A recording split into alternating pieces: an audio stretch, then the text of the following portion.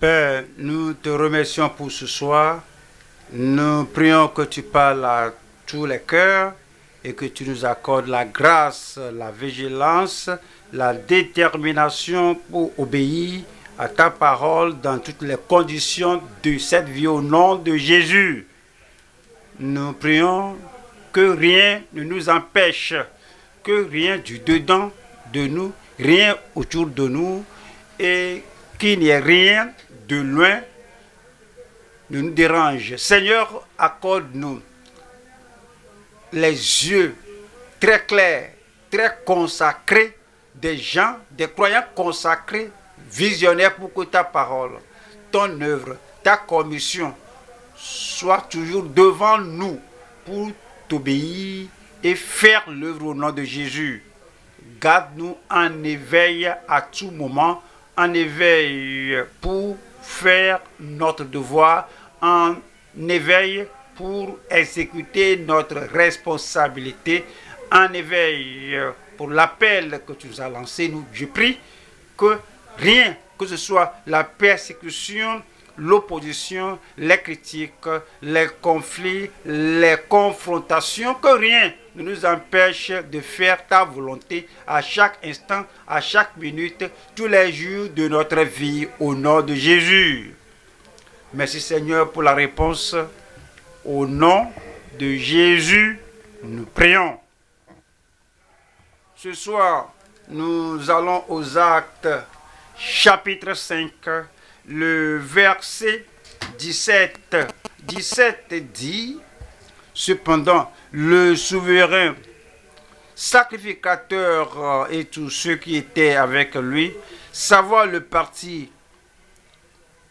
des Sadducéens, se levèrent remplis de jalousie. 18. Mirent les mains sur les apôtres et les jetèrent dans la prison publique. 19 dit, mais un ange du Seigneur ayant ouvert pendant la nuit les portes de la prison, les fit sortir et leur dit, allez, tenez-vous dans le temple et annoncez au peuple toutes les paroles de cette vie. Le verset 28 dit, ne vous avons-nous pas défendu expressément d'enseigner en ce nom-là? Et voici, vous avez rempli Jérusalem de votre enseignement. Et vous voulez faire retomber sur nous le sang de cet homme. 29. Pierre et les apôtres répondirent, il faut obéir à Dieu plutôt qu'aux hommes. Le verset 42. Et chaque jour dans le temple et dans les maisons, il ne cessait d'enseigner et d'annoncer la bonne nouvelle de Jésus. Il ne cessait d'enseigner et d'annoncer la bonne nouvelle de Jésus-Christ. Notre titre ce soir, c'est prêcher sans relâche, malgré la persécution incessante. Prêcher sans relâche, sans cesser, sans s'arrêter, sans abandonner la prédication. Prêcher sans relâche, prêcher à tout moment, prêcher chaque jour à toute opportunité, prêcher dans nos communautés, prêcher autour de nos maisons, prêcher sur le champ, prêcher à l'église, prêcher sans relâche. Satan va vouloir vous faire arrêter, la société va vous faire cesser les choses autour de vous, les choses auxquelles vous pensez, les choses que vous traversez, les choses qui vous confrontent vont vouloir vous faire arrêter. Même comme vous priez sans cesse, nous prêchons également sans cesse. On enseigne la parole sans relâche. On prêche la parole sans relâche, malgré la persécution incessante. Il y aura la persécution, certaines persécutions seront des paroles de bouche, certaines persécutions seront des outrages, certaines persécutions seront des critiques, Certaines persécutions, ils sont des paroles acerbes pour vous couper en pièces. Certaines persécutions sont des paroles de la bouche qui vont percer votre cœur pour vous dire, mais pourquoi je prêche, pourquoi je vais encore traverser cela, pourquoi je vais continuer à élever Christ, à prêcher le salut et aller vers les gens et aider les gens à comprendre la voie du salut. La persécution par la parole de bouche, la persécution par des outrages, la persécution par des critiques, la persécution par des actes. La persécution qui peut blesser votre corps, blesser votre vie. La persécution par des actions qui pourraient affecter votre boulot et tout ce qui vous concerne. Mais malgré cela, en dépit de cela, malgré la persécution, alors certaines de ces persécutions peuvent être, vous pourrez même vous habituer à cela qu'ils l'ont fait auparavant, même ce qu'ils font maintenant, ouais, ça ne me dit rien, mais ils pourraient faire des choses nouvelles parce que c'est nouveau là. Ces choses vont vous percer, ces choses vont vous pincer, que ce soit des persécutions communes, habituelles ou occasionnelles. Quelle que soit la persécution, que vous sentiez la douleur ou non, quel que soit le niveau de la persécution, quel que soit le côté d'où provient la persécution provient des gens fiables, la persécution venant des gens familiers, ça vient des gens que vous ne connaissez pas, alors ils savent, vous connaissez, ils savent ce que vous faites, quelle que soit la persécution incessante, la persécution qui vient de toutes les directions, mais vous comprenez que celui qui veut vivre pieusement et prêcher la piété, prêcher l'évangile, doit souffrir la persécution. À cause de cela, votre engagement, votre consécration, c'est que vous prêchez sans relâche malgré la persécution incessante.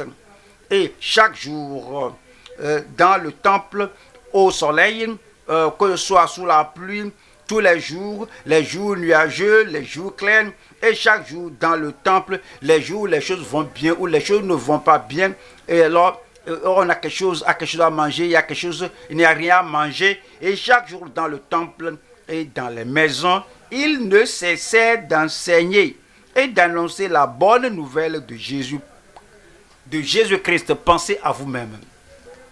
Depuis que vous êtes né de nouveau, est-ce que vous êtes pareil? Depuis que vous êtes devenu ouvrier, est-ce que vous êtes comme ça? Depuis que vous avez entendu parler de la glorieuse et bonne nouvelle, depuis que vous avez entendu parler de la grande commission, est-ce que vous pourrez dire que et chaque jour dans le temple et dans les maisons, que vous ne cessez d'enseigner, d'annoncer la bonne nouvelle de Jésus-Christ? Nous devons nous réveiller afin que l'appel que nous avons, afin que nous nous consacrions à tout ce que le Seigneur nous a appelé à faire dans la grande commission, afin que par la grâce de Dieu, vous soyez en mesure de dire que je n'ai pas cessé, je ne me suis pas arrêté, quel que soit ce qui est arrivé, ce qui n'est pas arrivé, je n'ai pas cessé de prêcher malgré ma persécution incessante. Nous allons voir 3 points ici. Le numéro 1, nous allons voir ici l'ordre impératif de l'ange venant du ciel. C'est très important avec la grande commission, c'est très important avec la prédication de l'évangile que l'ange est envoyé du ciel pour leur dire, allez, il ne faut pas vous asseoir ici, ne vous cachez pas, ne fuyez pas, allez et tenez-vous là-bas, il ne faut pas vous voir fatigué et titubé, et tenez-vous debout et déclarez cette parole de vie à tout le monde. Le premier point, l'ordre impératif ou le commandement impératif de l'ange du ciel. 2. Leur coordination courageuse avec passion pour la moisson. C'est comme ils se sont adonnés à la prédication de l'âme en faisant sortir les gens du champ. Alors, si les récoltes ne sont pas moissonnées à temps, s'ils ne sont pas amenés dans le royaume à temps, alors ces récoltes vont se gaspiller et les âmes seront perdues dans toute l'éternité dans l'enfer. Donc l'apôtre les apôtres se sont coordonnés et ils sont organisés, et tous les apôtres sont venus avec le même zèle, avec la même force, avec le même zèle. Leur coordination courageuse avec passion pour la moisson. Troisième partie, c'est l'engagement constant chaque jour, chaque occasion, chaque moment, partout où il se trouve, partout où il y a un pécheur, partout où il y a quelqu'un qui n'a pas reçu l'évangile. Alors ils ont cet engagement constant des apôtres de la sainteté. Alors ce sont des apôtres qui allaient dire aux jeunes comment les déplacer de leur orgueil, de leur péché, de leur hypocrisie et les amener à la sainteté afin de les faire entrer au ciel. Leur engagement constant, l'engagement constant des apôtres de la sainteté. Voyons le premier point qui est le commandement ou l'ordre impératif de l'ange du ciel. Voyons Acte 5, le verset 19 qui dit « Mais un ange du Seigneur ayant ouvert pendant la nuit les portes de la prison, les fit sortir. » Alors l'ouverture de la prison, pourquoi? Afin de pouvoir sortir et aller se tenir debout, prêcher la parole de vie.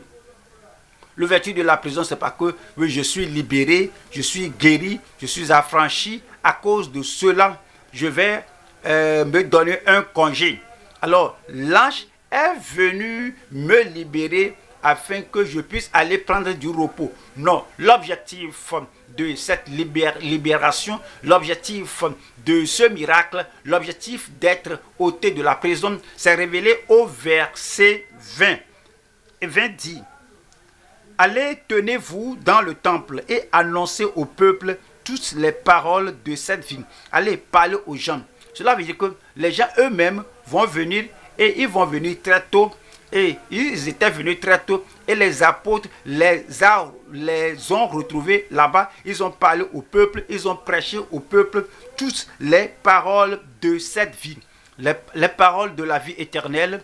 Ce sont les paroles de la régénération, ce sont les paroles du salut, ce sont les paroles qui les ont fait sortir de la mort spirituelle et les a amenés à la vie spirituelle. Nous allons voir trois sections ici.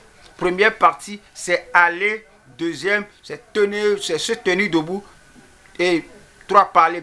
Première partie, c'est aller libérer les âmes avec l'évangile de Dieu. L'évangile, aller. Alors, vous ne pouvez pas dire que vous avez l'évangile si vous n'allez pas. Parce que, alors, l'évangile, c'est aller. Alors, si vous avez l'évangile, si vous possédez l'évangile, vous devez aller. Alors, libérer les âmes, aller libérer les âmes avec l'évangile de Dieu. Deux, se tenir debout en élevant les normes de Dieu. L'étendard ou le standard de Dieu. Vous devez avoir le standard, les normes de la parole de Dieu, la volonté de Dieu, les normes de comment les gens doivent vivre quand ils sont nés de nouveau. Vous tenez debout parce que vous avez les normes. Tenez-vous debout et en élevant les normes de Dieu. Parce que vous vivez avec les normes, alors vous vous tenez debout parce que vous êtes dévoué, consacré, engagé, et vous sacrifiez tout, vous payez le prix pour garder les normes.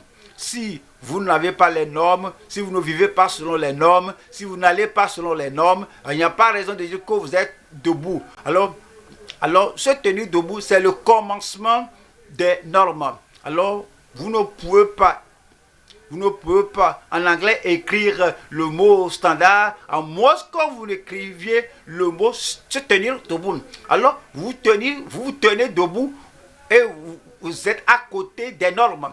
Et dit 3, parlez en conduisant tout vers le salut de Dieu.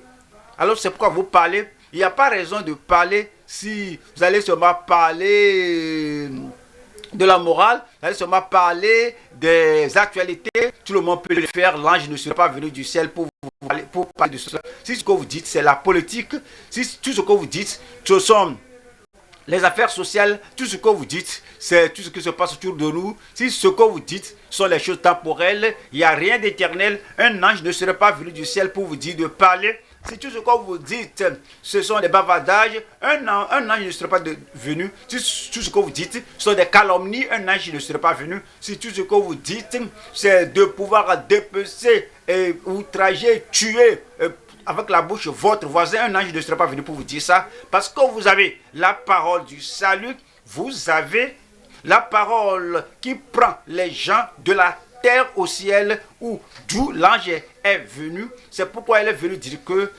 parler en conduisant tous vers le salut de Dieu. Et voyons la première partie ici qui dit: allez libérer les âmes avec l'évangile de Dieu.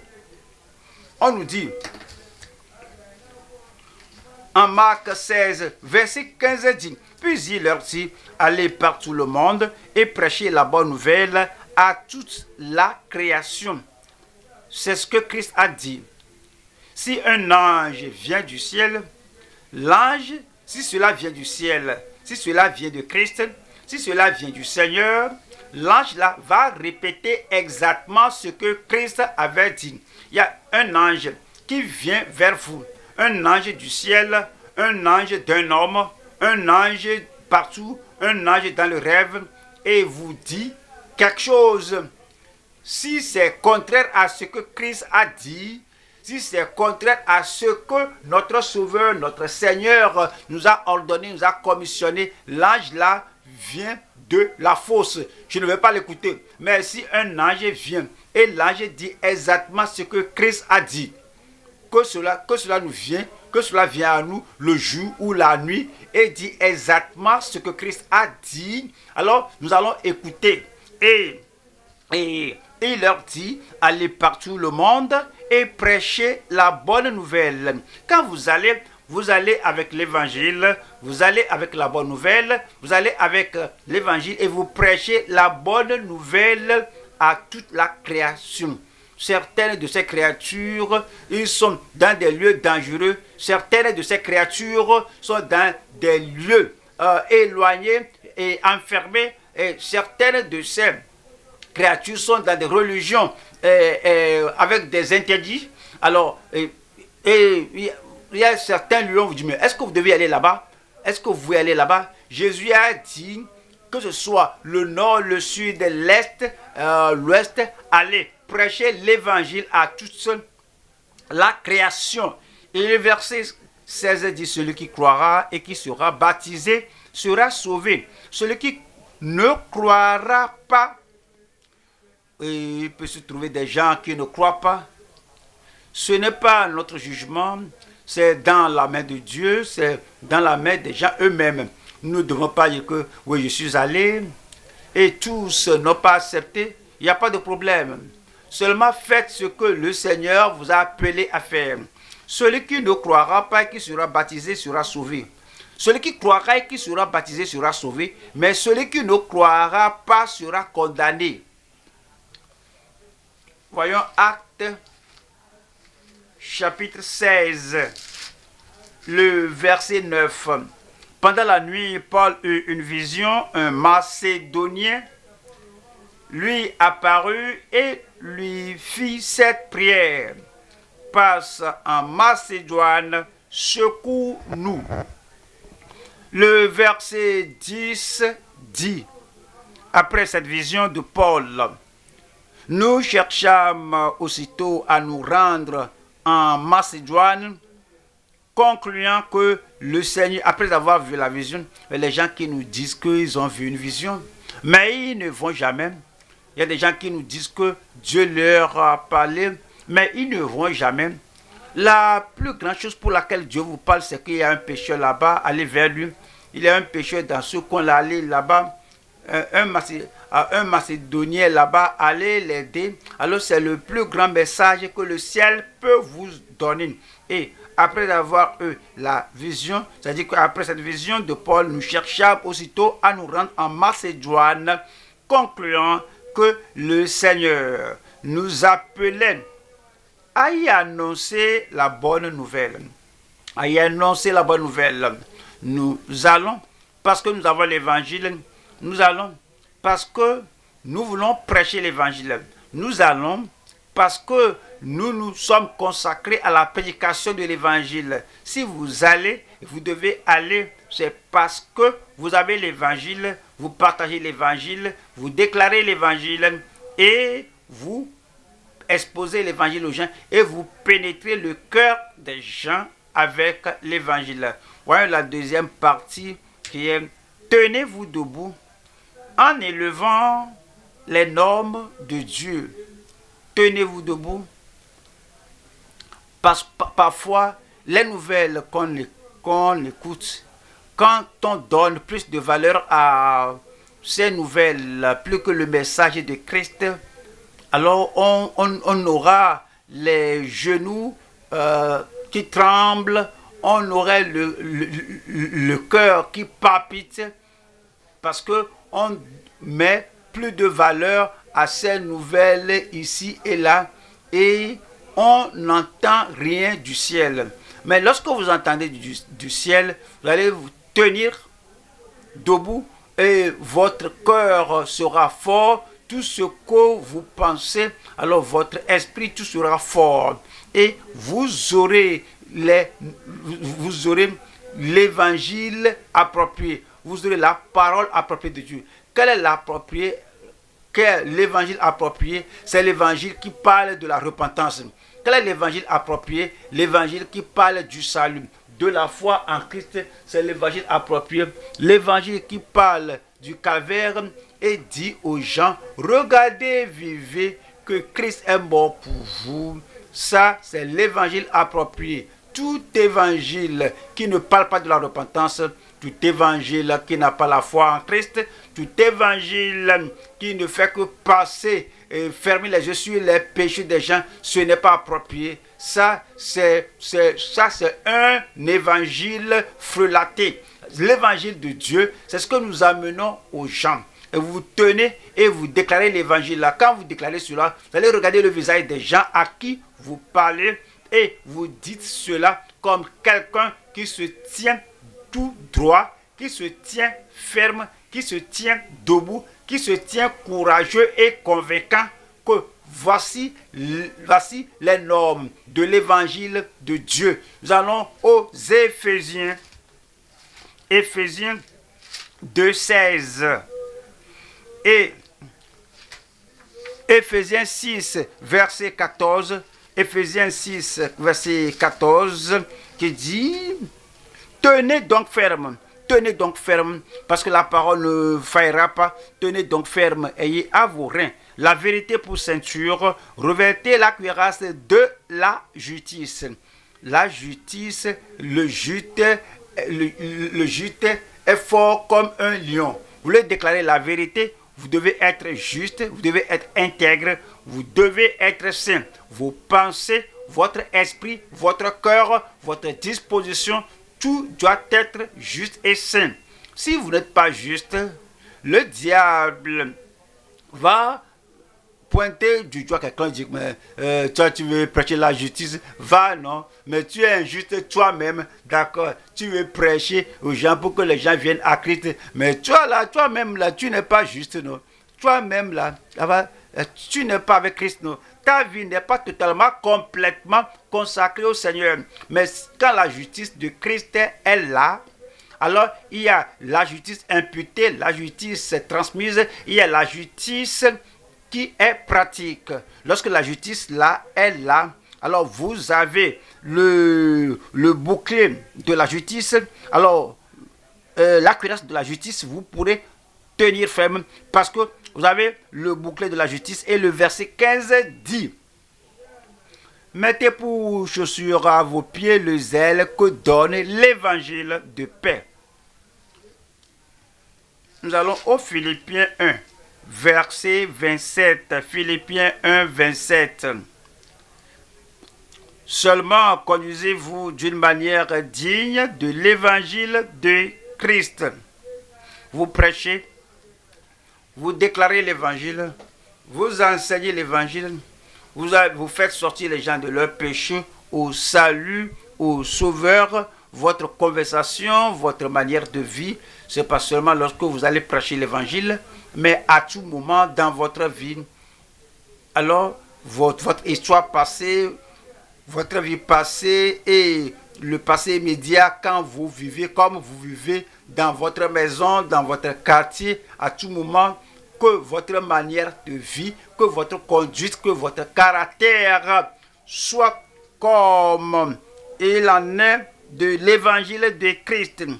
Que je vienne vous voir, soit que je vienne vous voir, soit que je reste absent, j'entends dire de vous, de votre style de vie, de votre relation, de votre interaction, de votre vie privée, de votre vie publique, alors que j'entends dire de vous que vous demeurez ferme, vous demeurez ferme dans un même esprit, combattant d'une même âme pour la foi de l'évangile.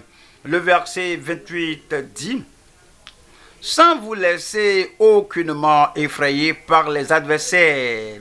Vous savez, les persécuteurs, il se dit ici, sans vous laisser aucunement effrayer. Ils pourraient venir avec de nouvelles approches, alors ils vont vouloir vous déranger, et si vous êtes dérangé, si on vous menace, alors si on vous terrorise, si vous êtes terrifié et vous êtes affaibli, vous ne pouvez pas vous tenir debout et tenir l'évangile. Alors, et librement, vous ne pouvez pas déclarer l'évangile pleinement et librement. Vous ne pouvez pas déclarer l'évangile de tout votre cœur avec tout ce que le Seigneur vous a donné.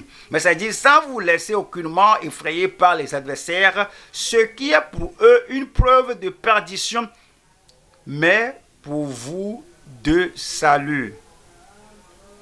Numéro 3 ici, c'est de parler. Parler en conduisant tout au salut de Dieu. Parlez et ouvrez la bouche et parlez. Lorsque vous parlez, que les gens à qui vous parlez vous entendent. Quand vous parlez, parlez avec confiance, parlez avec courage, parlez avec assurance. Vous savez, le langage corporel dit tant de choses quand on parle. Quand vous parlez, vous regardez par terre, vous avez peur de regarder les gens comme les gens à qui vous vous adressez quand vous parlez, et puis vous avez d'autres pensées derrière vous, et vous parlez, vous doutez, vous parlez, vous tremblez, vous parlez, vous en êtes pas sûr, vous parlez, vous n'avez pas l'expérience dont vous parlez, alors cela va se manifester. Mais quand vous avez le salut et vous savez comment vous avez obtenu ce salut, vous savez que vous l'avez reçu par l'évangile approprié, vous êtes repenti, vous avez la foi dans le Seigneur, et ce que vous avez maintenant, alors c'est ce que vous leur donnez, alors vous parlez avec cette assurance, et les gens alors vont avoir la conviction que ce que vous dites, c'est vrai. Puisse le Seigneur aider chacun de nous au nom de Jésus. Voyons Tite. Tite 2, 11, Tite 2, verset 11. Car la grâce de Dieu, source de salut pour tous les hommes, a été manifestée. La grâce de Dieu, source de salut pour tous les hommes, a été manifestée. Vous dites, non, je ne vais pas prendre ça comme c'est manifesté à tous. Je connais un voisin qui n'a pas entendu parler du salut parce que vous qui avez le salut là, oui, vous n'êtes pas allé devant lui. Oui, je connais un parent qui n'a jamais entendu parler d'un véritable salut, qui n'a jamais eu cela, être né de nouveau. Parce que vous qui avez le salut là, vous n'êtes pas sorti de votre chambre pour aller devant la personne là. Lorsque les gens qui ont le salut, quand ils vont partout et ils paraissent devant tout le monde au nord, tout le monde au sud, tout le monde à l'est, à l'ouest, tout le monde dans votre pays, tout le monde hors de votre pays. Quand les gens qui ont le salut, et ils se lèvent, ils savent que le salut est pour tout le monde, et ils quittent là où ils sont, et ils paraissent devant tous les hommes. La grâce là leur sera manifestée, le salut là leur sera donné. car la grâce de Dieu, source de salut pour tous les hommes, a été manifestée. Le verset 12 dit: elle nous enseigne à renoncer à l'impiété et aux convoitises mondaines et à vivre dans le siècle présent selon la sagesse. C'est pourquoi on fait le suivi quand les gens ont donné leur vie au Seigneur, quand les gens se sont repentis, quand les gens ont mis leur foi et leur confiance dans le Seigneur Jésus-Christ. Alors nous devons leur montrer qu'ils doivent vivre selon la sagesse, avec la sobriété, que la grâce de Dieu qui leur est parvenue ne doit pas être en vain, et à vivre dans le siècle présent selon la sagesse, la justice et la piété. Certains de ces convertis, dépendant de leur famille, pourraient penser, oui, c'est ainsi que les gens leur enseignent qu'il n'y a personne qui puisse être pieux dans ce siècle présent, qu'il n'y a personne qui puisse être juste dans ce monde, il n'y a personne qui puisse mener une vie sobre, une vie disciplinée, contrôlée. Alors, dans cette vie, dans ce siècle, alors ils sont enseignés qu'il n'y a personne qui puisse triompher des désirs de la chair, des pulsions de la chair, des plaisirs de la chair, que personne ne peut vaincre cette incitation d'aller vers le monde. C'est pourquoi on fait le suivi pour leur montrer la grâce de Dieu, la miséricorde de Dieu a pardonné le passé, la même grâce, la même grâce a franchi du joug du péché, et maintenant la grâce de Dieu nous enseigne à renoncer à l'impiété, au convoitisme moderne, et à vivre dans le siècle présent selon la sagesse et la justice et la piété. Et le verset 13 nous dit: en attendant la bienheureuse espérance et la manifestation de la gloire du grand Dieu et de notre Sauveur Jésus-Christ. Verset 14. Qui s'est donné lui-même pour nous afin de nous racheter de toute iniquité et de se faire un peuple qui lui appartienne, purifié par lui et zélé pour les bonnes œuvres. Et le verset 15 dit ces choses, exhorte et reprend. Dit ces choses, allez, tenez-vous debout et parlez, déclarez l'évangile, déclarez le salut du Seigneur. Dit ces choses, exhorte et reprend avec une pleine autorité. Lorsque nous parlons, lorsque nous déclarons la parole de Dieu, la parole devient notre autorité. Quand on vient avec des opinions personnelles, on n'a pas d'autorité, on ne peut pas parler avec assurance, on ne peut pas parler avec confiance.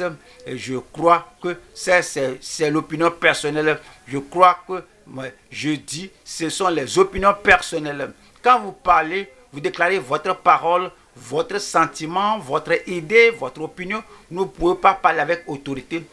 Quand vous dites quelque chose qui n'a pas de racine dans l'évangile, qui ne peut pas amener les gens au ciel, on ne peut pas parler avec l'autorité. Mais quand vous agissez, quand vous allez agir avec autorité, quand vous parlez de votre opinion personnelle, c'est une autorité qui est humaine, qui est fabriquée. Cela n'a pas de soutien céleste. Mais quand vous allez avec l'évangile, quand vous tenez avec les normes du ciel, quand vous parlez, vous déclarez le salut que le ciel a amené à l'homme, donc vous pouvez parler avec toute autorité. Et c'est dit que personne ne te méprise. Allons au deuxième point ici maintenant.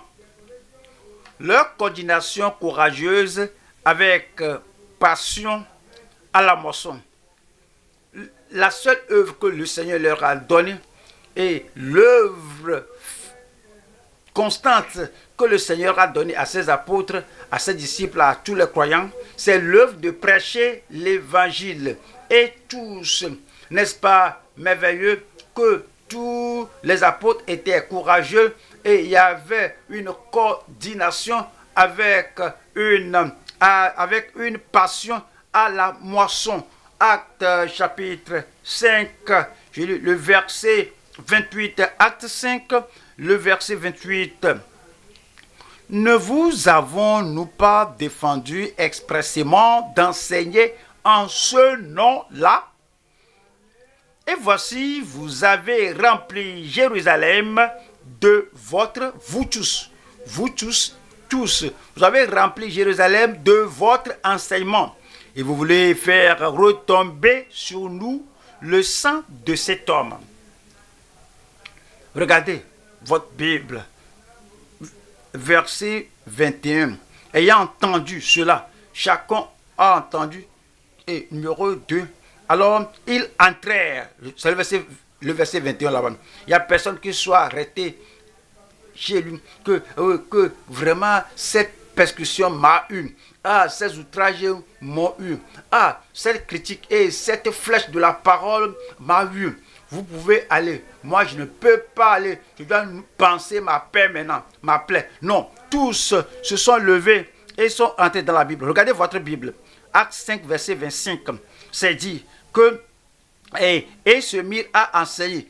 Ils ont des assemblées et tous enseignaient. Le verset 22, verset 23. Alors, on ne les arrivait à la prison pour les chasser. Alors, tous étaient sortis, on ne les trouvait pas. Tous se donnaient aux œuvres que le Seigneur leur a remises. Numéro 5. Alors, les hommes là enseignaient aux hommes. Tous ces apôtres, chacun d'eux enseignait. Et numéro 6, alors, on mettait devant le verset 27 et le verset 29 et dit que il faut obéir à Dieu plutôt qu'aux hommes.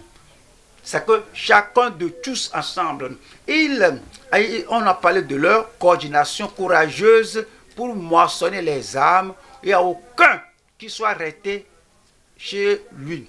Regardez notre église, toutes les fois qu'on sort pour évangéliser, y a-t-il des gens qui restent à la maison? Oui, il y a des gens qui restent à la maison, ils prennent ça comme le moment de repos, comme c'est le moment de loisir. Les croyants, dans les actes, dans l'église primitive, ils n'ont pas fait cela. Chacun d'eux, tous, ils étaient courageux et avec d'un même accord, ils se donnent à la moisson. Nous allons voir encore 3 subdivisions ici. Première partie ici, c'est une obéissance collective en accord pour la moisson. 2. Être occupé consciencieusement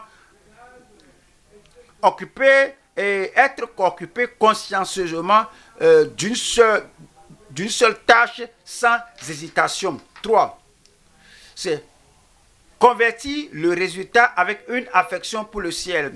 Avoir une seule attitude et une seule poussée vers le ciel. Convertir le résultat avec une affection pour le ciel. Voyons la première partie ici qui est l'obéissance collective en accord pour la moisson. Acte chapitre 5, le verset 21. Ayant entendu cela, c'est lorsqu'ils ont entendu la parole de l'ange. Allez, tenez-vous et parlez lorsqu'ils ont entendu cela. Alors, ils entrèrent dès le matin dans le temple et se mirent à enseigner.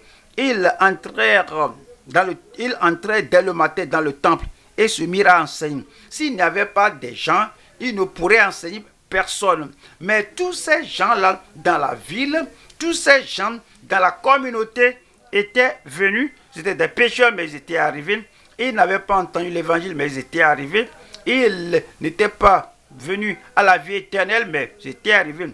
Et très tôt le matin, alors ils ont quitté leurs affaires, ils ont quitté leur marché, ils ont tout abandonné et ils étaient arrivés, ils étaient venus au temple des pécheurs. Lorsque les apôtres étaient arrivés là-bas, ils pouvaient voir des gens enseigner.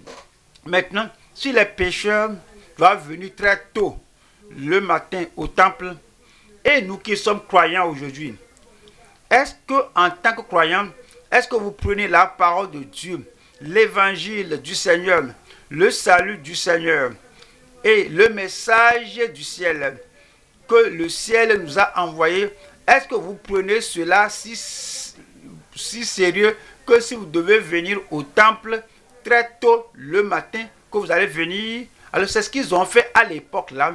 Et je prie que leur exemple ne soit pas un jugement pour nous au dernier jour au nom de Jésus. C'est dit.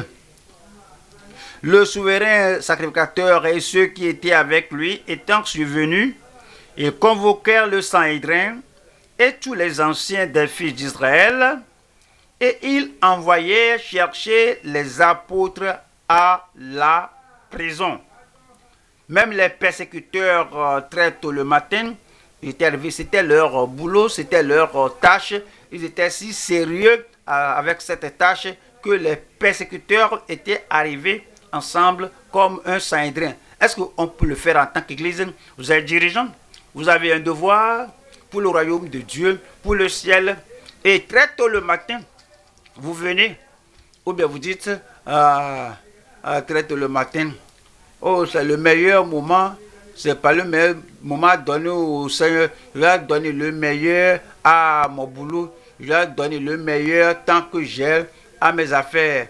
Et puis, lorsque j'aurai donné le premier choix et ma grande force, lorsque je peux me concentrer, lorsque je donne à mon boulot, c'est après, donc après le soir, lorsque je serai fatigué, donc parler de l'œuvre de Dieu, non. Maintenant, je peux venir. Certains ne vont pas venir ensuite là.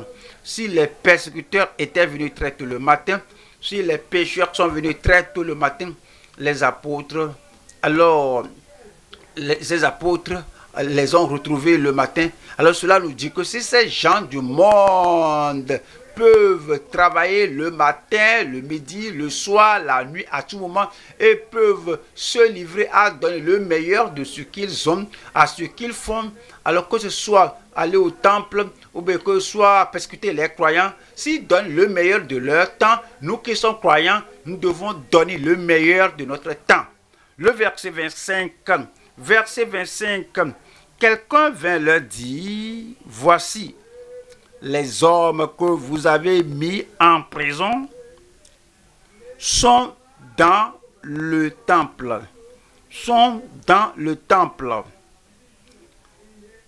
Et ils enseignent le peuple. Actes chapitre 8, le verset 4. Ceux qui avaient été dispersés allaient de lieu en lieu annonçant la bonne nouvelle de la parole. Ceux qui avaient été dispersés, depuis que vous avez déménagé, est-ce que vous avez prêché l'évangile dans ce lieu-là, là où vous êtes aménagé? Quand vous sortez quand vous sortez, est-ce que vous prêchez l'évangile à ceux qui n'ont pas entendu? Ne parlons pas de parler à ceux qui écoutent toujours. Ils ont entendu le lundi, mardi, jeudi, samedi, et puis vous leur parlez la même chose qu'ils avaient entendu. Nous parlons des gens qui n'ont jamais entendu l'évangile, ceux qui ne sont pas nés de nouveau, ceux dont les noms ne sont pas écrits dans le livre de vie au ciel. Est-ce que vous leur déclarez l'évangile? Est-ce que vous prenez cela comme une responsabilité dans le bus, à la gare ferroviaire, dans le taxi, où que vous soyez? Partagez l'évangile, déclarez l'évangile et dites aux gens la voie à la vie éternelle. Et ça dit, et ceux qui avaient été dispersés allaient de lieu en lieu annonçant la bonne nouvelle de la parole. Au fait, les chrétiens n'ont pas le temps. Ils n'ont pas le temps à calomnier, ils n'ont pas le temps à parler de quelqu'un, ils n'ont pas le temps à bavarder, ils n'ont pas le temps à parler de la politique partout où ils se trouvent. Donc ils doivent prêcher la parole de Dieu. Voyons la deuxième partie ici, c'est être consciencieusement occupé d'une seule tâche sans hésitation, sans recul, sans dire je vais y penser, sans dire que je ne peux pas le faire maintenant, je le ferai après tout. sans dire que vraiment le marché marche maintenant, c'est pas le temps d'obéir à Christ, je dois obéir aux principes de mes affaires.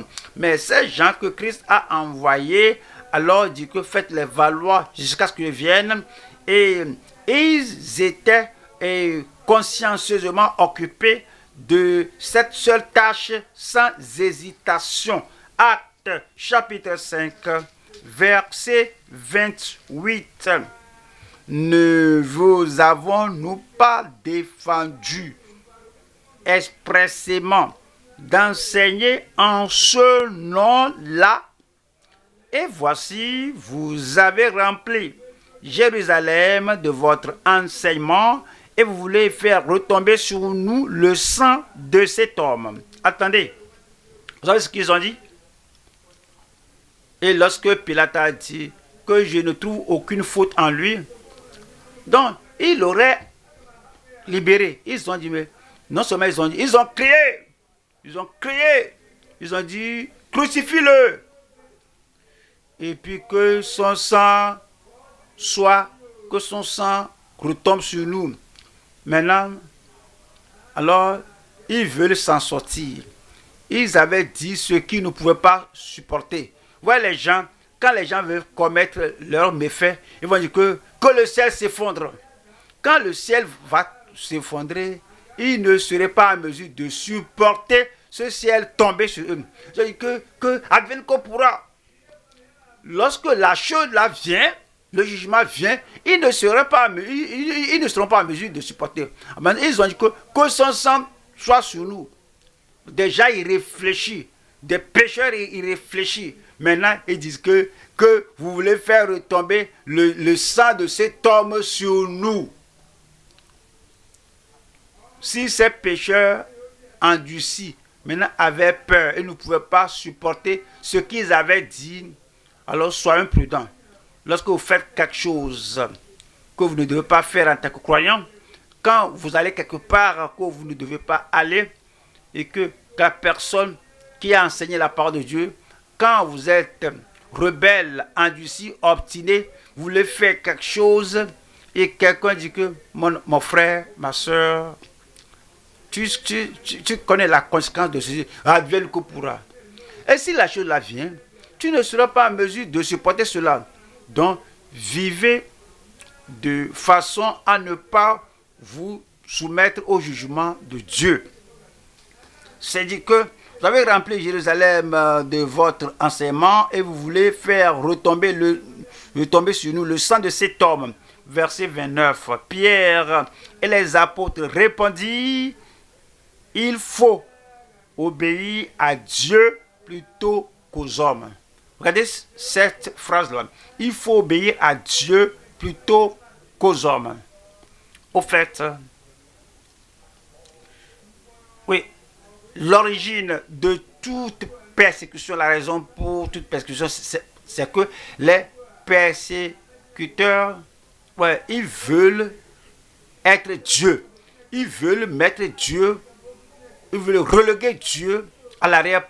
Dit que obéissez-nous et désobéissez à Dieu. Et puis n'allons pas vous persécuter.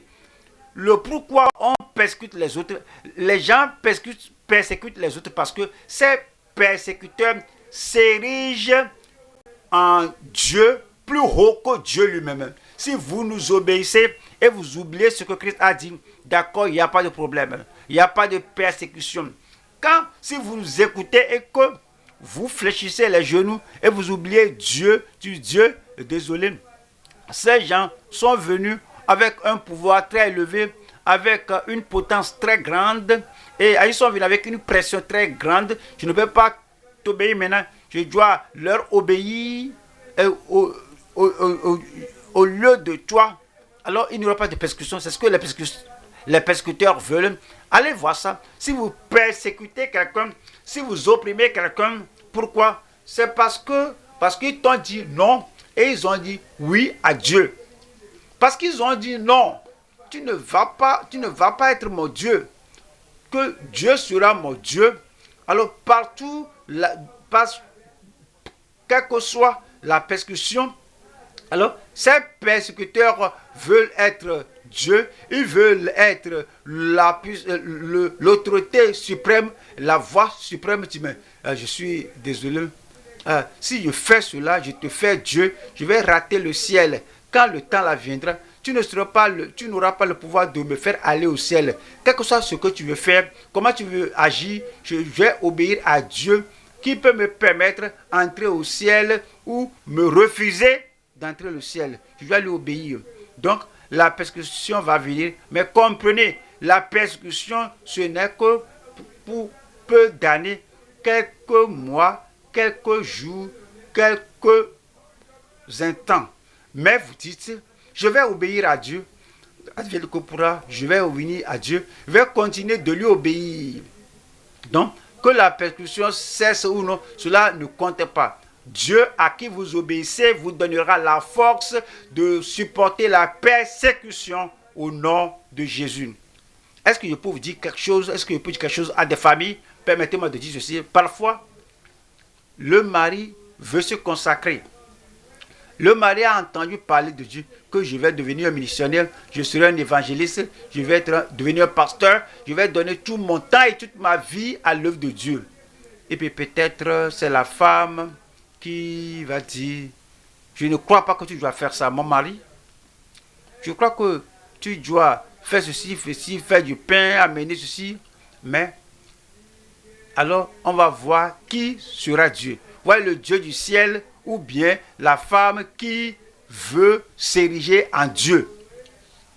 Si la femme n'a pas l'autorité, l'homme va dire que oui, je vais le faire d'une manière donnée. Donc, la femme qui veut s'ériger en Dieu va persécuter l'homme là. Ne vous en faites pas. Si elle s'érige en Dieu, comprenez, elle n'est pas Dieu, elle sera une déesse et non Dieu.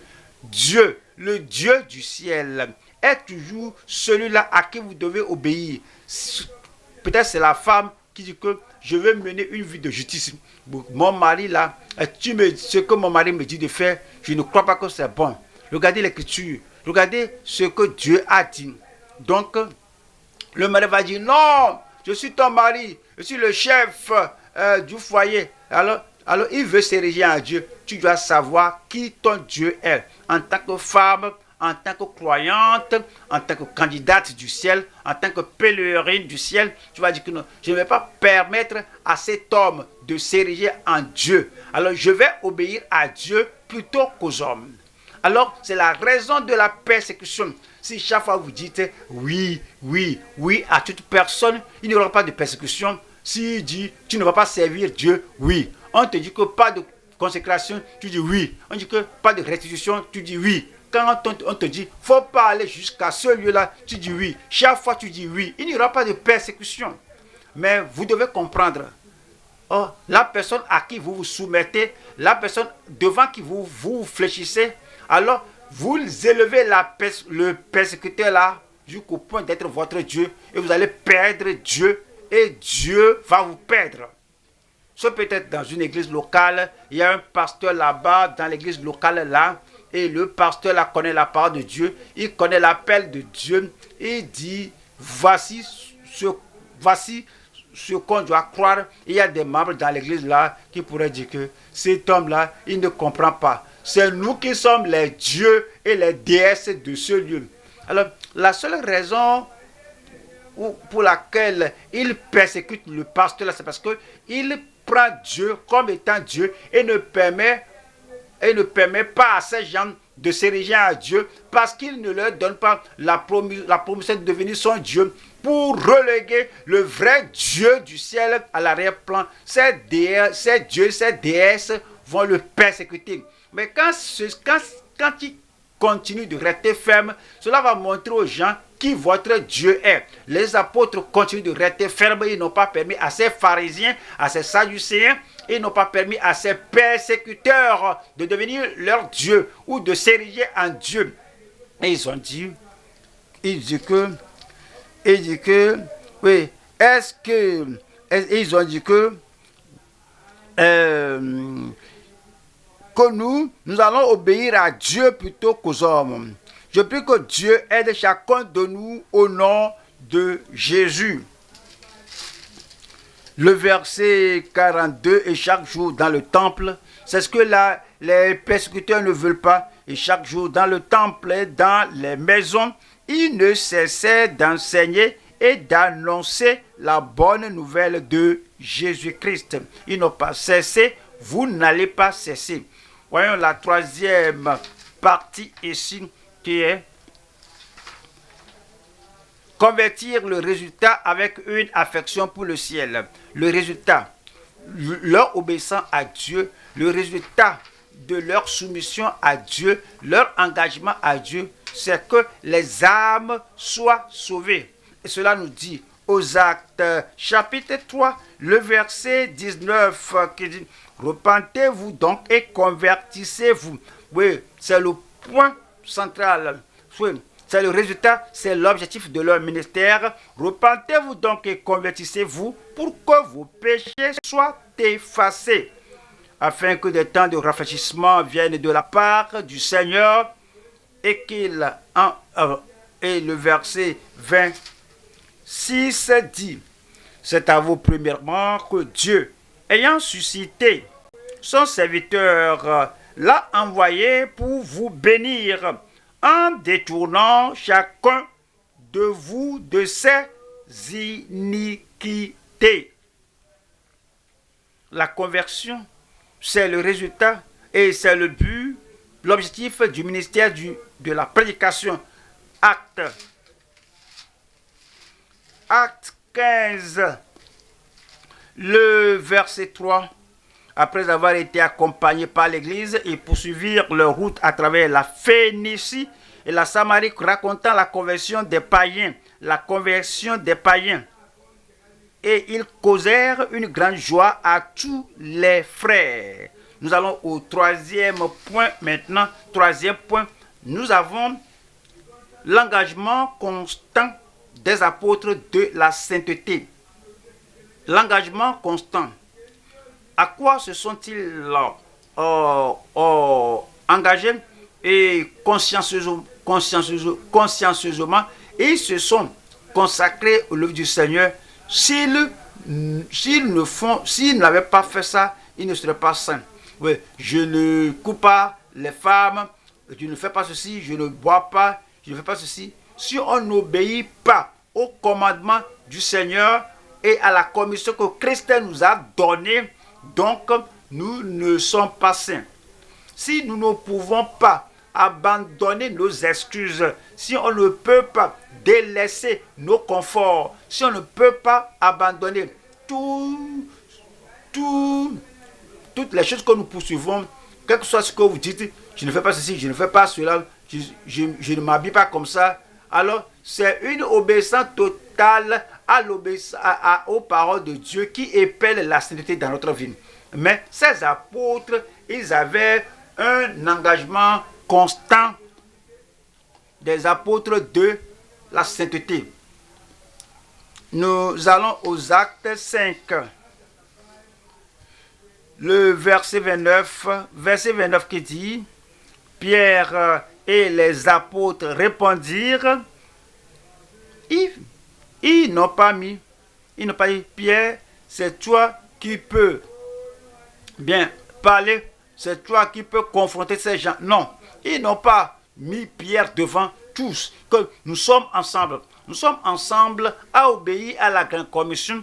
Nous sommes ensemble à mettre notre cou sous le joug que Christ nous a donné. Prenez mon joug sur vous. Et Pierre et les autres et les apôtres répondirent, il faut nous tous, il faut obéir à Dieu plutôt qu'aux hommes.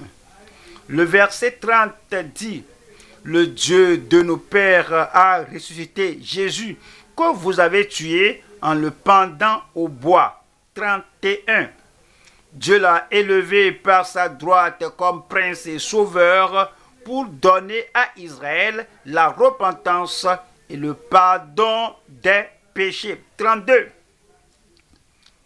Nous sommes témoins de ces choses, de même que le Saint-Esprit que Dieu a donné à ceux qui lui obéissent.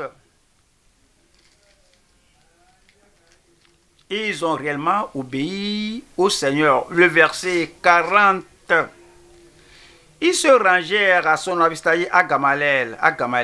Ils se rangèrent à son avis. Et ayant appelé les apôtres, ils les firent battre de verges, on peut le dire.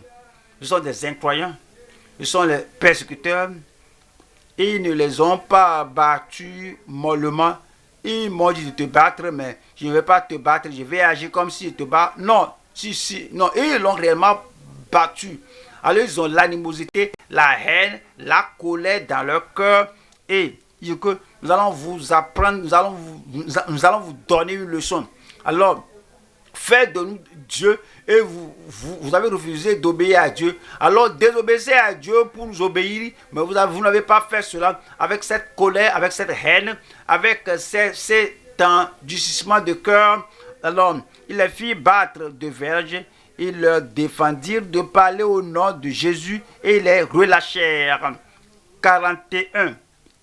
Les apôtres se retirèrent devant le Sanhédrin, joyeux, pas anxieux, pas en regrettant que si je savais. Regardez la chose dans laquelle je me suis plongé. Regardez ce dont je souffre maintenant. Moi, une personne âgée comme ça, et Pierre qui a sa femme et avec sa belle-mère chez lui, un homme d'affaires a abandonné tout. Je suis venu prêcher l'évangile. Regardez ce à quoi je me suis soumis. Alors ils n'ont pas regretté. Ils se réjouissaient. Ils étaient joyeux d'avoir été jugés dignes de subir des outrages pour le nom de Jésus. Verset 42.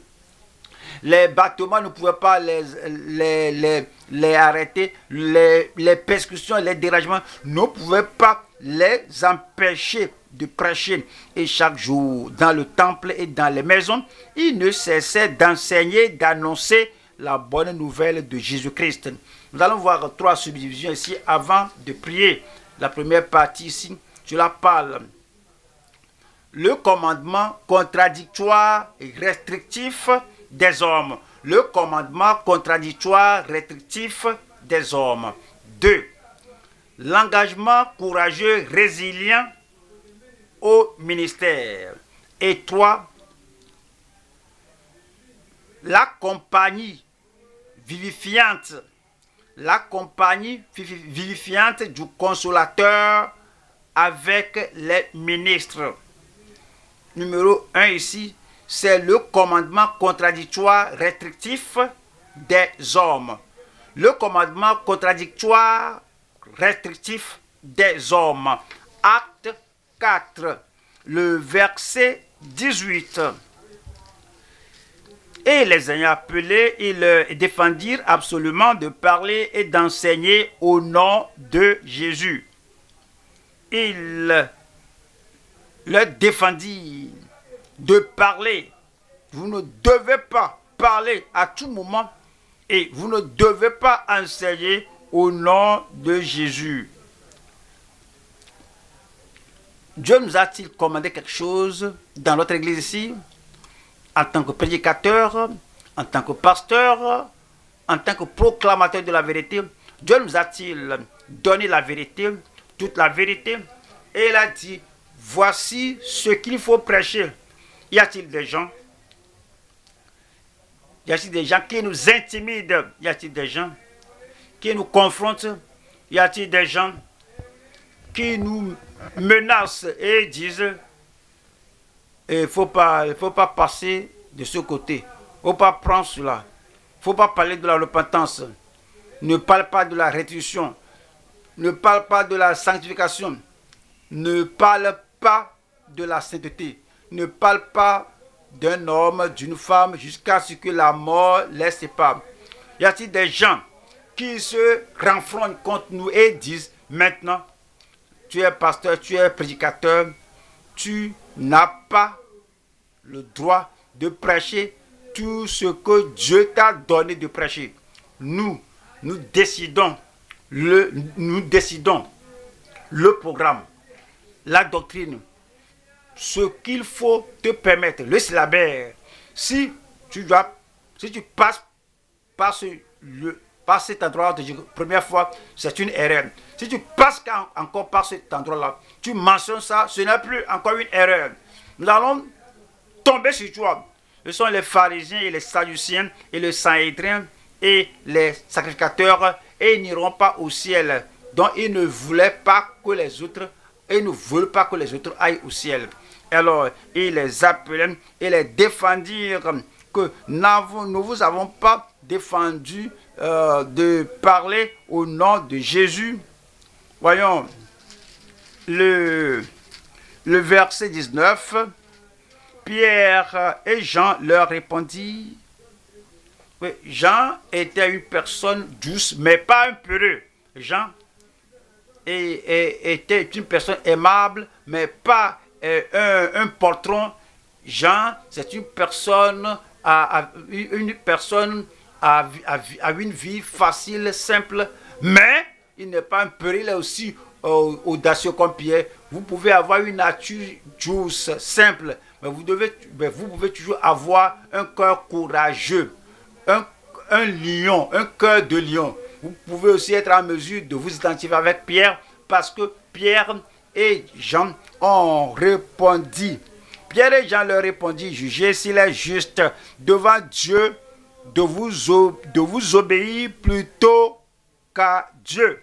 Vous pouvez décider, quelque chose que vous voulez décider. Le verset 20, car nous ne pouvons pas ne pas parler de ce que nous avons vu et entendu. Je prie que Dieu accorde à chacun de nous sa réception, le même courage au nom de Jésus. Si ces gens, avec leur esprit humain, étaient si audacieux, nous qui avons le Saint-Esprit, nous devons être plus audacieux qu'eux. Et s'ils essaient de nous empêcher avec l'esprit humain, le Saint-Esprit va nous aider de continuer d'obéir au Seigneur au nom de Jésus. Voyons la deuxième partie ici, deuxième point. C'est l'engagement courageux, résilient au ministère. C'est-à-dire que vous avez cette puissance constante, ferme. Voici le commandement du Seigneur. Je suis enfant de Dieu. Je suis ouvrier dans la vigne. Je suis ministre de l'Évangile.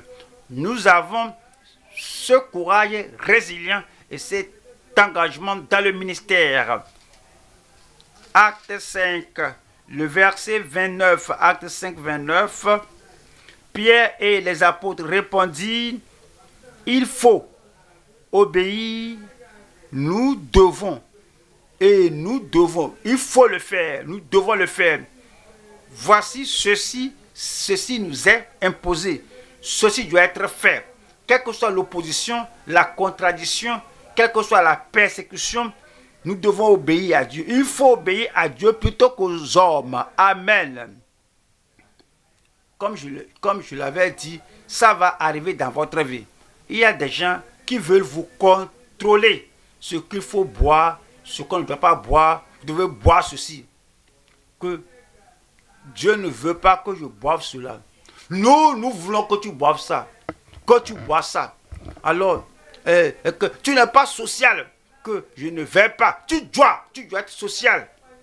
Parce que tu n'es pas convenable à la société. Si tu n'obéis pas cela, on doit obéir à Dieu plutôt qu'aux hommes. Voici ce qui brise nos jeunes gens quand ils vont au collège ou bien ils vont à l'université. Ils voient des collégiens ou bien des étudiants qui fument. Et que, hey, toi là, sois fort, sois courageux.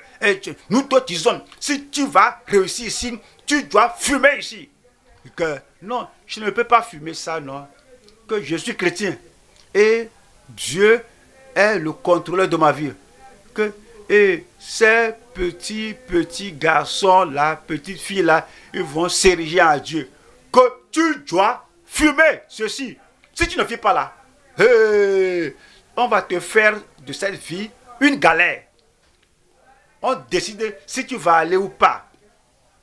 Si nos fils, nos filles font du Dieu du ciel le Dieu du ciel et ils piétinent ces gens qui veulent être Dieu sur leur vie, alors nos fils, nos filles vont tenir ferme que moi, je ne vais pas faire. Lorsque vous allez au boulot et là, on corrompt, on fait les choses sales et vous dites que je suis chrétien, je ne fais pas cela, certains vont dire que, avec audace, que c'est ici là, tu vas faire ça. Et ici là, voici le modèle ici, voici la pratique ici. Tout le monde sait que quand on vient au bureau, oui, tu laisses l'église derrière toi le dimanche. Quand tu viens ici au cours de la semaine et tu travailles ici, voici ce qu'il faut faire. Mais si ce soi-disant croyant rencontre les gens là et fait de ces gens son Dieu et les exalte au-dessus du Dieu du ciel, oui, il va succomber à cela. Il va céder, il va se soumettre à eux. Et il va faire ce qu'on lui demande de faire. Mais il va perdre Dieu et Dieu va le perdre. Il va perdre le ciel va le vomir. Mais s'il dit, je sais le Dieu du ciel, quel que soit ce que les gens disent, quel que soit ce que les gens veulent m'obliger de faire, voici là où je me tiens. Et cela montre qu'il exalte le Dieu du ciel. Et s'il embrasse, s'il se joint à un domaine de travail, les gens disent que ici, dans notre session ici, là, c'est comme une secte. Notre secte, là où il travaille là-bas, c'est comme une secte. Vous voyez ce qu'on fait ici. Mais c'est hypocrisie, non? Ceci n'est pas bon, non? Et puis, ceci n'est pas agréable, ceci n'est pas cette étude que, faut pas prêcher ici, hein. Nous te disons que ici, dans notre club ici, là, dans notre secte ici, là, voici ce qu'on fait. Si tu succombes, tu fais de ce groupe sale là, de ce gang là, tu fais de cette secte, de ce club là, votre Dieu. Mais si vous dites que je vais obéir à Dieu, je suis venu ici avec Dieu, je suis venu ici avec grâce, je suis venu ici avec la piété, parce que je veux aller au ciel. Quand je quitterai ce lieu, je vais toujours aller au ciel. Alors toute hypocrisie et tous ces jeux de cache-cache, je ne veux pas en faire partie. Vous pourrez être persécutés à cause de leur mécontentement et leur répugnance et leur colère. Alors tu ne fais pas d'eux leur Dieu, tu exaltes le Dieu du ciel. Laisse cela entre eux et le Dieu du ciel. Mais pour toi là, si tu fais du Dieu du ciel votre Dieu, vous devez dire avec comme Pierre et les autres apôtres que vous devez dire que nous là, il faut obéir à Dieu plutôt qu'aux hommes. Et vous le ferez au nom de Jésus. Nous allons à la troisième partie ici. C'est l'engagement courageux, résilient troisième partie. La compagnie vivifiante du consolateur avec les ministres. Le Saint-Esprit demeure en vous, vous l'écoutez plus que les persécuteurs.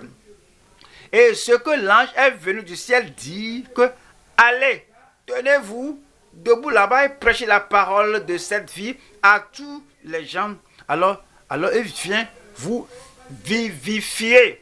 Actes chapitre 5, le verset 32.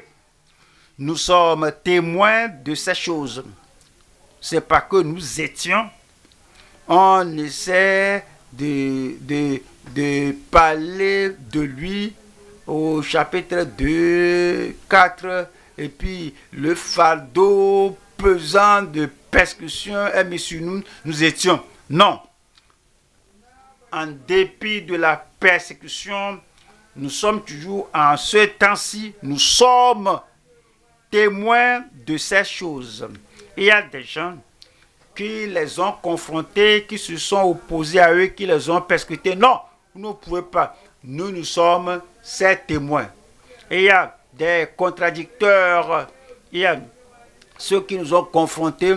Alors, ils ont barré leur voie. Vous n'allez pas passer. Nous sommes ces témoins. Dans votre vie, en tant que croyant, quel que soit ce qui se passe devant vous, quel que soit le nom, les surnoms que les gens vous donnent, quels que soient les outrages, quelles que soient les choses perçantes que les gens disent contre vous, vous devez décider que voici ce à quoi je me consacre. Voici ce à quoi je livre ma vie. Voici l'engagement que je fais. Je mets tout sur l'autel. Et quel que soit ce qui arrive et ce qui n'arrive pas, nous sommes ses témoins. Nous sommes témoins de ces choses. De même que le Saint-Esprit que Dieu a donné à ceux qui lui obéissent. Nous lui obéissons. Alors, donc, il a accompli sa promesse et je vous enverrai le Saint-Esprit. Après nous avoir envoyé le Saint-Esprit, la puissance, le talent, nous n'avons pas utilisé la puissance du Saint-Esprit pour autre chose. Nous continuons de faire ce à quoi il nous appelle à faire et nous sommes toujours ses témoins et il continue de nous donner plus de force, plus de puissance, plus de talent, plus de vision, plus d'énergie, plus de vitalité du Saint-Esprit que Dieu a donné à ceux qui lui obéissent. Si vous cessez d'obéir à Dieu dans votre vie, il ne va pas continuer de vous donner toute la force, toute la puissance, tout le talent, toute l'onction du Saint-Esprit. Mais quand vous continuez d'obéir à Dieu, de continuer de l'obéir, pas un homme, vous continuez d'obéir à Dieu et non aux persécuteurs et non aux gens qui font pression sur votre vie, mais vous obéissez à Dieu et non les gens qui sont sur les lieux publics dans la communauté qui vont vouloir vous tuer et tout cesser au sujet de l'évangile, mais vous continuez d'obéir à Dieu. Il va continuer de vous donner de plus en plus de la puissance du Saint-Esprit au nom de Jésus. Amen. Que le Seigneur sature votre vie, qu'il remplisse votre vie de plus de la puissance et de l'onction du Saint-Esprit au nom de Jésus. Tenons-nous debout maintenant et parlons au Seigneur dans la prière, disant Seigneur, que nous voici, tu nous as montré de grandes choses de ta parole. Et nous prions que tu nous accordes la puissance, l'onction, la capacité, le talent et la pénétration de la puissance du Saint-Esprit dans notre vie. Qu'est-ce que vous avez entendu aujourd'hui? Qu'est-ce que vous avez appris ce jour? Ouvrez la bouche et parlez au Seigneur dans la prière, disant Seigneur, nous voici, Seigneur, me voici, transfère, donne-moi toutes ces choses à ma vie, transfère ceci à ma vie, transfère ceci à mon cœur, à mon esprit. Que le Seigneur vous donne la puissance de prêcher incessamment l'évangile en dépit des persécutions incessantes. Que le Seigneur vous entende prier.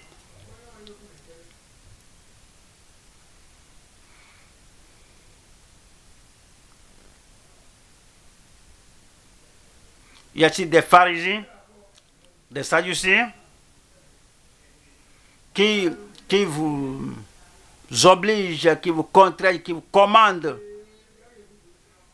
de ne pas prêcher, de ne pas prier? Ils vous disent de ne pas faire la volonté de Dieu. Ils vous disent de ne pas obéir au commandement de votre Dieu. Le Seigneur vous a libéré afin que vous alliez, que vous teniez debout pour parler toutes les paroles de cette vie. Allez avec énergie, allez avec empressement, allez avec passion, avec zèle, allez avec concentration et non en pensant à d'autres choses, mais en élevant la commission de Christ dans votre vie. Allez avec l'évangile du salut, que cela se reflète dans votre vie. Vous êtes libéré pour libérer des âmes. Gardez votre libération. Lorsque vous allez vers les autres, vous pouvez parler avec confiance, avec assurance.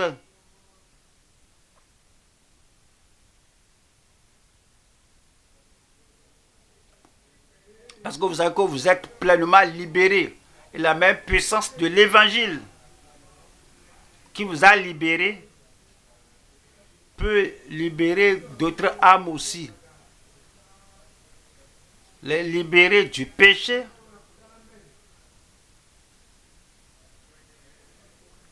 les libérer des chaînes et des liens.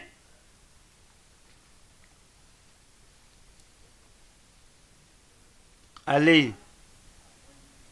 Et quand vous allez arriver là-bas, tenez ferme. Vous allez là-bas pour un objectif. Alors, il faut accomplir l'objectif là. Mettez tout sur l'autel. Tenez ferme là-bas. Tenez-vous debout comme vous êtes resté ferme les jours passés. Est-ce que vous vous rappelez, dans le passé, comment les membres de votre famille ne voulaient pas que vous restiez ferme sur...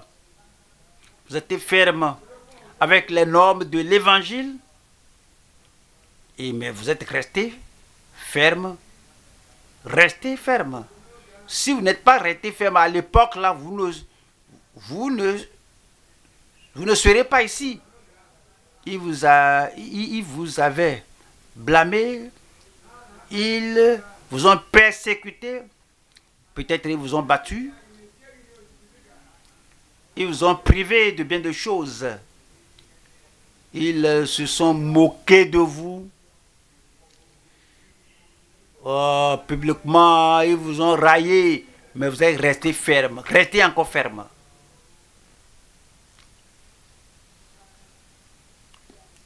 Restez debout, restez ferme, afin de proclamer la bonne nouvelle. Restez ferme, restez debout, afin de prêcher l'évangile. Restez ferme, tenez ferme et persévérez. Il ne faut pas corrompre. Il ne faut pas compromettre. Il ne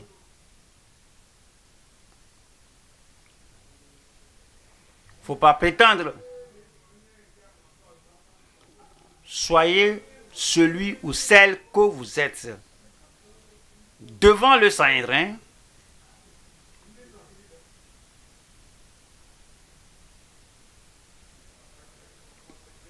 en présence des persécuteurs,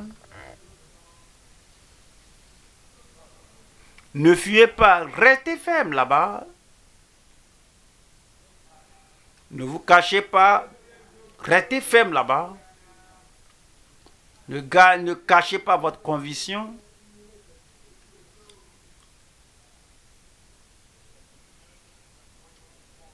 Que si les dirigeants qui nous ont précédés ont caché leur conviction, on n'aurait pas l'église protestante. Si John Wesley a caché, ou bien si c'était caché, s'il a cessé, alors nous n'aurions pas les normes qu'il a gardées. Donc, tenez ferme. Si le diable renforce les persécuteurs,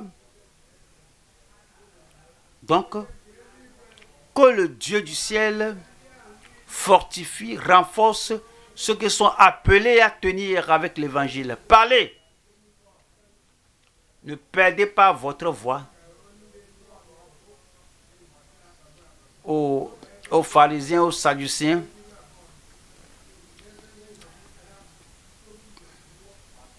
Ne perdez pas votre épine dorsale aux persécuteurs. Parlez.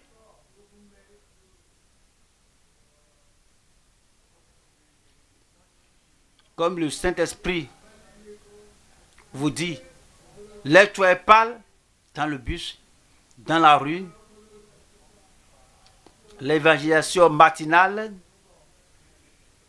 en proclamant l'évangile, fais-le.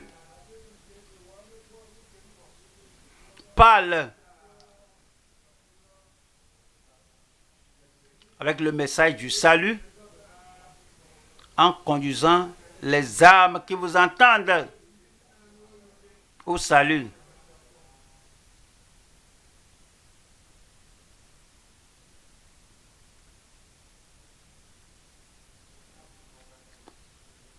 Avez-vous trouvé un frère qui s'égare, une sœur qui s'égare? Le Seigneur vous a montré ça très clair. Allez. Allez vers lui, allez vers elle. Et restez ferme. Restez ferme. Avec un langage convaincant, restez ferme. L'homme là oublie son salut et il se comporte comme s'il n'a jamais entendu l'évangile du salut. Allez vers lui, restez ferme. Il ne faut pas regarder en bas. Secourez-le, sauvez-le de la rétrogradation totale. Allez, restez ferme, tenez debout et parlez. Ne laissez pas leur visage ou leur langage corporel fermer votre bouche. Allez, tenez-vous debout là-bas et parlez. Parlez. Déclarez la parole du Seigneur.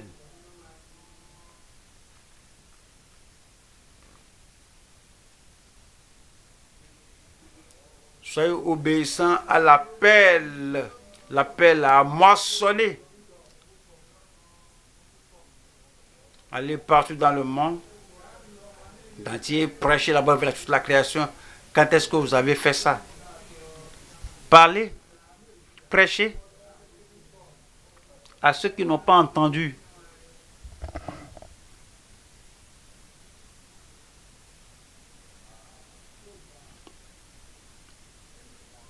Ne permettez à personne de ne pas écouter l'évangile. Ne vous concentrez pas sur des choses non essentielles, sur des affaires non essentielles, des affaires de cette vie. Ne permettez pas à cela de prendre votre temps, d'occuper votre vie.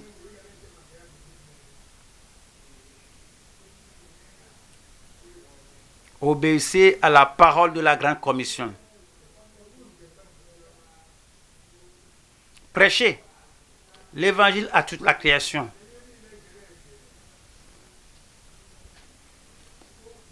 Celui qui croit sera baptisé, sera sauvé. Ne perdez aucune opportunité de prêcher l'évangile. Dans toute conversation, cherchez un moyen de faire de l'évangile de Jésus le point culminant de votre discussion, de votre partage. Secourez les perdus.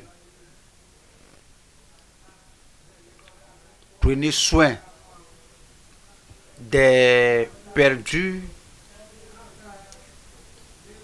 Ravissez-les par miséricorde de la mort. Qu'ils ne meurent pas comme pécheurs. faites-les valoir jusqu'à ce que je vienne. Et le Seigneur vous donne le talent, faites-les valoir jusqu'à ce que je vienne. Il vous donne le message, faites-le valoir jusqu'à ce que je vienne.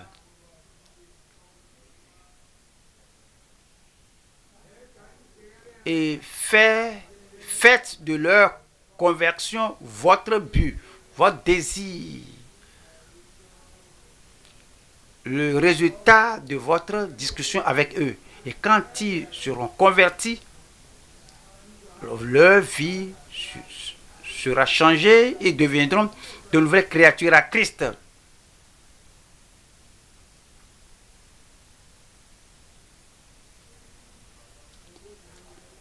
Y a-t-il quelqu'un qui soit en Christ, votre converti?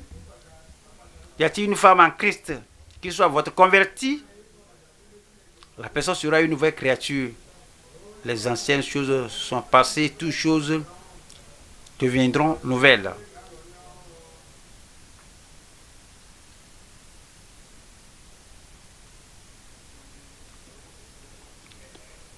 Ne prêtez pas oreille à ceux qui vous défendent de parler en ce nom-là. Ne soyez pas esclaves des hommes mortels.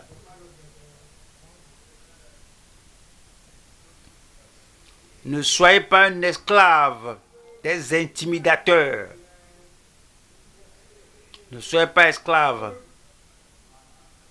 de l'homme, de la femme qui veut vous intimider. Ne soyez pas un esclave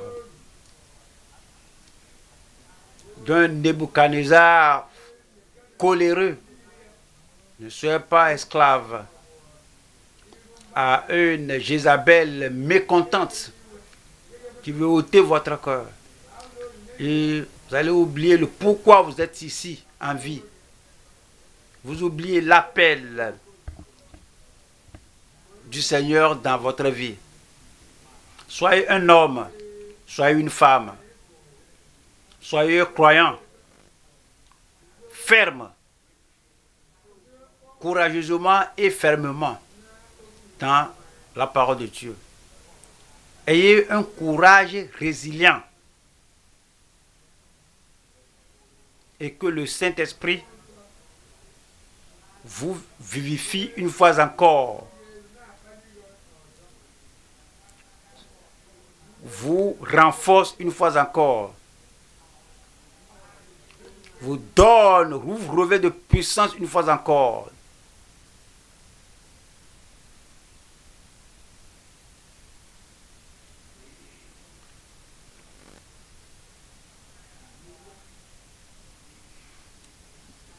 Et vivez pour le ministère qui sauve les âmes.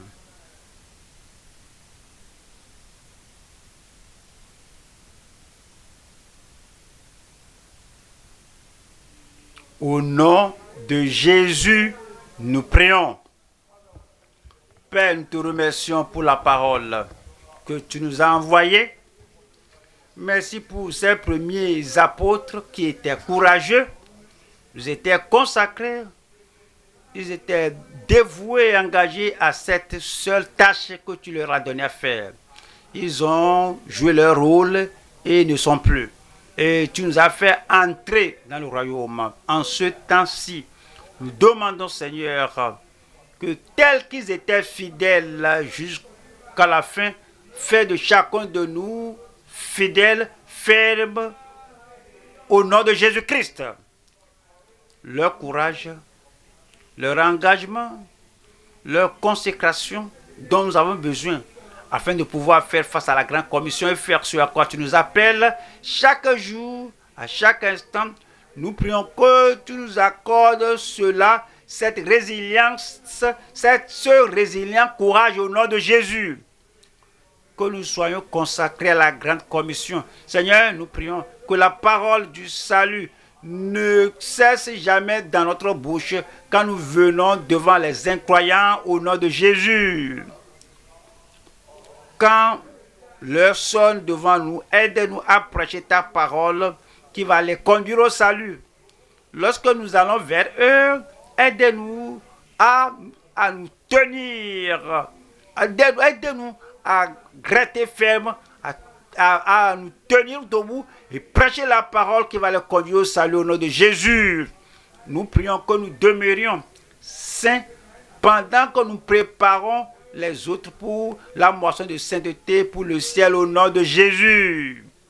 Nous prions que nous ne permettions à personne de nous empêcher d'obéir à la grande commission. Nous prions aussi que nous ne nous laissions à empêcher personne qui fait ton œuvre et qui appelle les gens à aller au ciel. Alors, aide-nous à être un encouragement pour les autres, les gens qui font ce que nous pouvons faire. Seigneur, la grâce que tu as donnée à ces gens-là, donne la même grâce-là pour prêcher l'évangile à toute la création au nom de Jésus. Partout où nous nous trouvons, partout qu'ils sont, nous prions que le principe, la pratique, l'accomplissement, aller et tenir debout et prêcher, que cela ne nous abandonne pas au nom de Jésus. Et ta parole dans notre vie porte de fruits. Que ta parole dans nos bouches tourne les pécheurs vers le salut. Que ta parole dans notre bouche dirige les gens dans la voie du ciel au nom de Jésus-Christ. Et comme nous faisons le suivi des convertis et que nous les conduisons vers les principes à obéir, que ceux-ci deviennent des convertis mûrs, matures, qui vont aller, qui vont se tenir debout, qui vont rester fermes et qui vont prêcher. Et ce faisant, nous prions que nous ne soyons pas fermes, que nous ne soyons pas fatigués au nom de Jésus. Aidez-nous de ne pas nous laisser à un empêchement, à l'hypocrisie sur notre chemin. Que jusqu'à ce que Christ vienne, que nous continuions de faire, que nous continuions d'obéir, que nous continuions d'évangéliser, que nous continuons de susciter des gens qui vont faire ce que tu veux qu'ils fassent au nom de Jésus. La puissance, la force, les talents, l'habileté d'aller, de tenir ferme, prêcher, déclarer, en prêchant sans cesse, en dépit de la persécution sans cesse, persécution incessante, à cause de cela, tout le monde au nom de Jésus-Christ. Merci Seigneur, parce que nous savons que tu nous as exaucés. Nous prions que la réponse se reflète dans nos vies. Au nom de Jésus, nous prions.